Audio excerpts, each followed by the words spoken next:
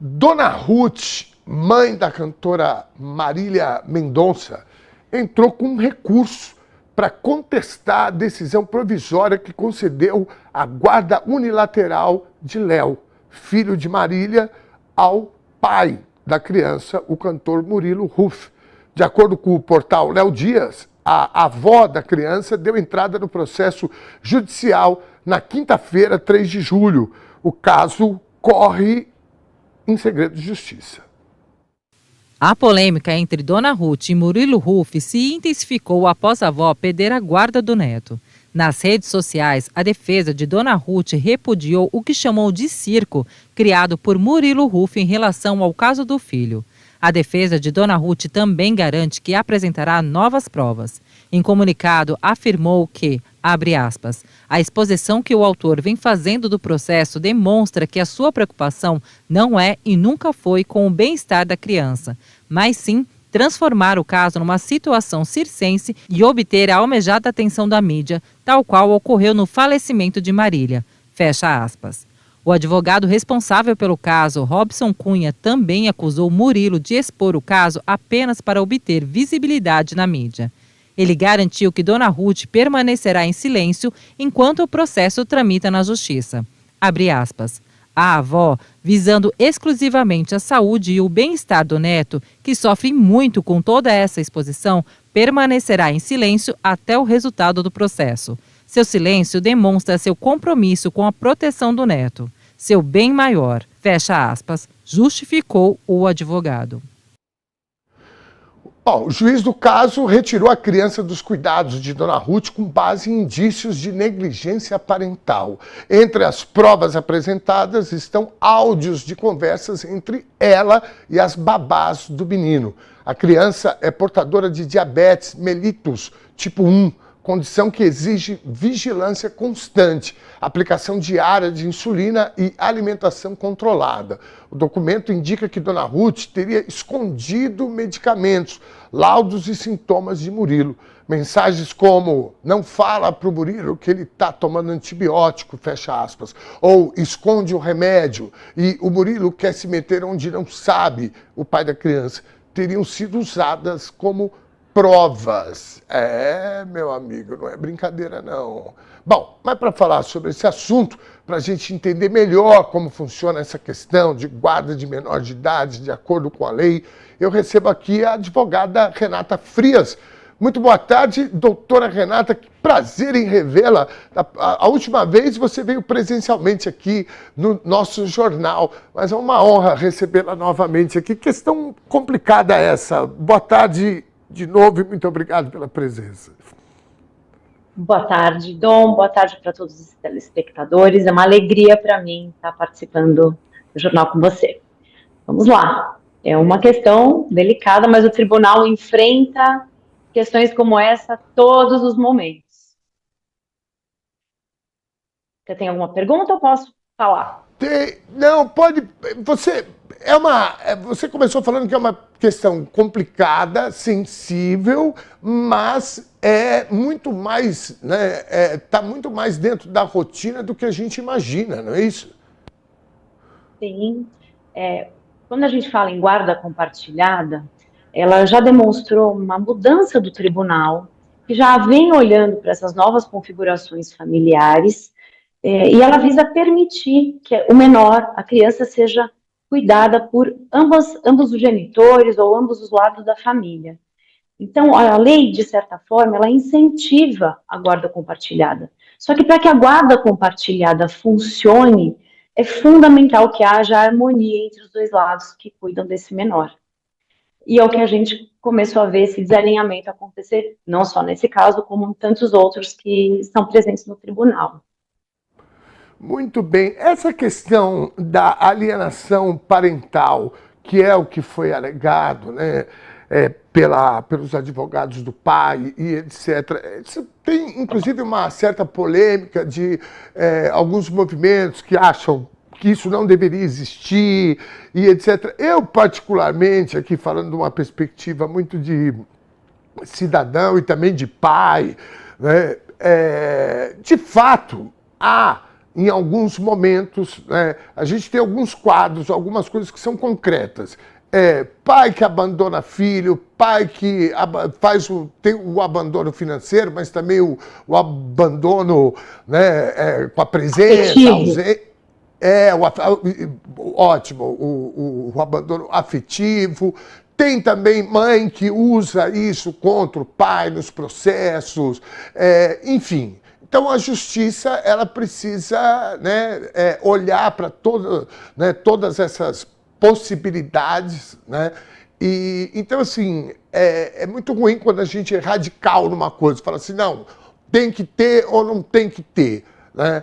Essa maturidade de os dois pais, precisa muita maturidade para você ter uma guarda compartilhada, não é brincadeira, né? Você precisa ter, às vezes, muitos casais, né? Eu já me separei algumas vezes, eu tenho 6 filhos.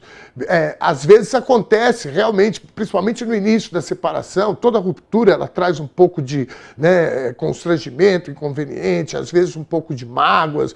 Então, às vezes, até superar isso, né, e é o que eu consegui, graças a Deus, com todas as minhas ex-companheiras, é a gente ter, né, essa possibilidade da guarda de você, né, as questões financeiras, essa questão, né, da necessidade, possibilidade, só quando você supera as mágoas da ruptura. Agora, durante esse período é muito mais complicado, né, quando você está sob mágoas e etc. Quando envolve muito dinheiro também, me parece que é o caso da cantora. Exatamente. Né?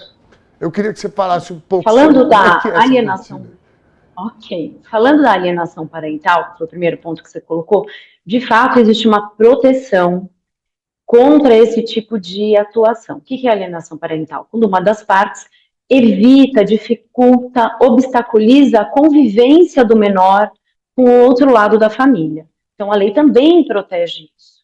A criança tem o direito de conviver com os dois lados da sua composição familiar. Então, isso é um ponto. Então, toda vez que uma das partes pratica a alienação parental, isso pode ser levado ao judiciário e, se atestado a existência da alienação, o tribunal passa a interferir nessa guarda.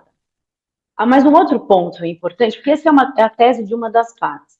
Um outro ponto importante aqui, que a guarda, para além do dever de cuidar, educar, prover bem-estar físico, emocional, quem detém a guarda detém também a administração do patrimônio. Muito bem.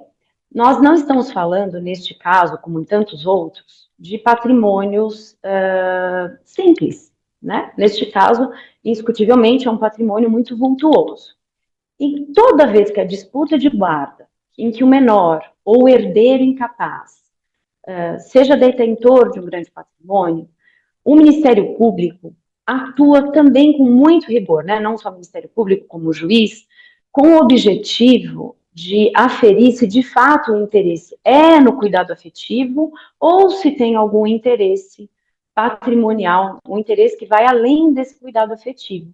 Isso caminha junto com as guardas que tenham um peso patrimonial como este. Mas também é importante dizer que a responsabilidade por administrar os bens do menor, ela é extremamente limitada. Qualquer que seja a movimentação nesse patrimônio, quer seja pelo pai, pela avó, pela mãe, né, nas guardas compartilhadas, de menor detentor de patrimônio grande, ela precisa de autorização judicial. Então, quando a gente fala, poxa, mas é um interesse financeiro, não é bem assim.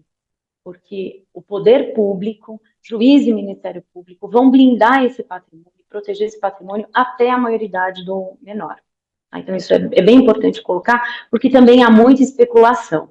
O que eu acho assim, fundamental para a gente ter em mente no processo de guarda, neste caso que veio a público, é que o protagonista dessa história é o menor. Não é nem a avó, nem o pai, em outras configurações, né? Ou não é a mãe, não é o pai, é o menor. Então, o juiz vai decidir sempre olhando o bem-estar do menor. E para isso, assim, neste caso, de um lado, a gente tem um pai que alega, olha, eu tenho preferência legal, eu sou pai, sou genitor, é meu sangue, né? Eu quero cuidar, criar sozinho. De um outro lado, eu tenho uma avó que cria este neto desde a morte da sua mãe. E essa criança, ele é parte dos dois, e é um direito dessa criança conviver com os dois. E como nós falamos lá um pouquinho anteriormente, essa convivência tem que ser harmoniosa, senão o que a lei criou para robustecer a criação da criança acaba sendo um problema de trauma. Então, neste processo, em tantos outros que o tribunal enfrenta com disputa de guarda, é muito comum o juiz, para tomar uma decisão, né, porque neste momento o pai tem uma guarda unilateral provisória, então é importante sinalizar isso.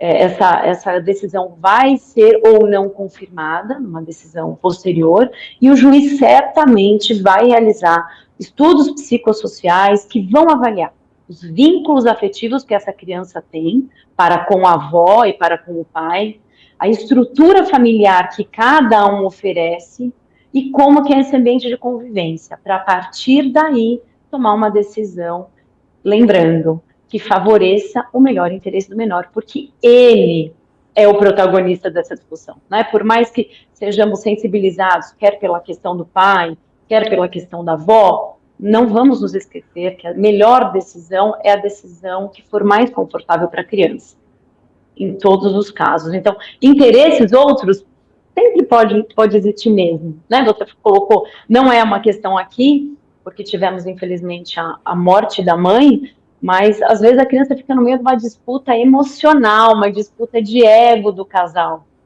né? Que não é o caso. Aqui a gente está falando Sim. de uma avó e de um pai. Então, muita especulação tem, mas é importante colocar que o Ministério Público, ele sempre vai atuar em processos onde tem menor. Em processos como esse, vai atuar com muito rigor, olhando sempre os interesses do menor. Então, o juiz, para dar uma tomada de decisão, né, nós não temos acesso às provas dos autos, o processo corre em sigilo, como tem que ser, tem que se blindar a vida dessas pessoas, mas eu tenho certeza que a justiça, ao proferir uma decisão, ela está com elementos bastante fortes, né? Porque, como disse no começo, a lei incentiva a guarda compartilhada. Ela é um acréscimo. Porém, toda vez que o juiz verifica que este compartilhamento pode estar causando prejuízo para a criança, ele pode rever essa decisão, como foi o que aconteceu no caso. Muito bem, doutora Renata Frias. Nós precisamos falar mais sobre isso, porque isso é um problema que, falando dessa perspectiva, desse caso, que é um caso isolado, né? A gente está falando de uma atriz, aliás, uma artista, né, que perdeu a vida, e tem patrimônio, tem filho, tem avó e etc. Mas eu acho que o ponto de partida é esse que você colocou muito bem. O interesse da criança. O protagonista dessa história toda é a criança, e os pais, sendo pais ou avós, tutores, têm que ter isso, né, como primeiro ponto de partida, isso é o interesse da criança. Doutora Renata Frias, muitíssimo obrigado, um beijo grande para Mariana Serrano, né, tua colega, a Kelly, esse pessoal todo que atende a gente prontamente, e a gente precisa estar falando mais aqui, porque é sempre muito produtivo e didático a conversa com vocês. Muitíssimo obrigado. Excelente final de semana. Eu que agradeço. Boa tarde. Tchau, tchau.